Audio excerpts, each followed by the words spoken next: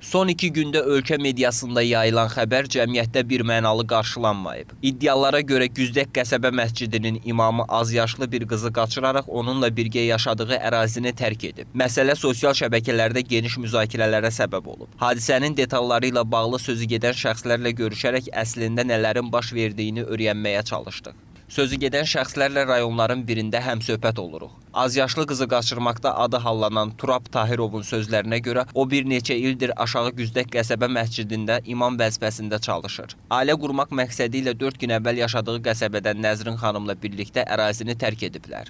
Elə bütün bu xəbərlərin də Nəzrinin evdən getməsini qəbul etməyən atasının açıqlamalarından sonra başlanılıb. Sözü gedən məsələ ilə bağlı olaraq xalqımıza onu çatdırmaq istəyirəm ki,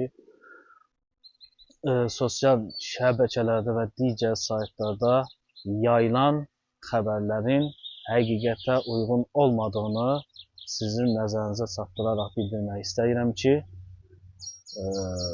mənim sözü gedən xanımla, Nəzrin xanımla qaçmaq söhbəti yox, sadəcə mənimlə getmək söhbətini daha geniş bir şəkildə onun nəzərinizə çatdırmaq istəyirəm ki, 2 ildir demək olar bu xanımı tanıyıram və adam elçilər göndərərək bu xanımı ailəsindən istəmişəm.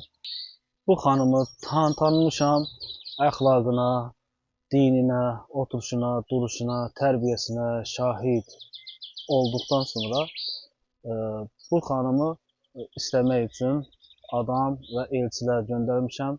Təbii ki də qarşı tərəf boşanmışa qız vermərik deyərək bundan imtina etdilər. Hətta mümkün olmadığını mənim nəzərimə çatdırdılar. Hətta qızın razılığının olmasına baxmayaraq, qızın istəməyinə baxmayaraq və buna şiddətli bir şəkildə qarşı çıxdılar. Əsas bahanələrimi deyək, əsas bizim nəzərimizə çatdırdıqları söz ondan ibarət idi ki, mən boşanmışa qız vermərəm. Özüm 2 ildən biraz çoxdur ki,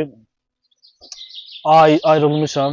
Bəzi elə məsələlər var ki, bu olmadı, yola, yəni xəssiyyətlər tutmadı, alınmadı. 2 ildən çoxdur ki, mən subay həyatı yaşayıram. Amma əsas olaraq seçimimizi etdik və qərar verdik.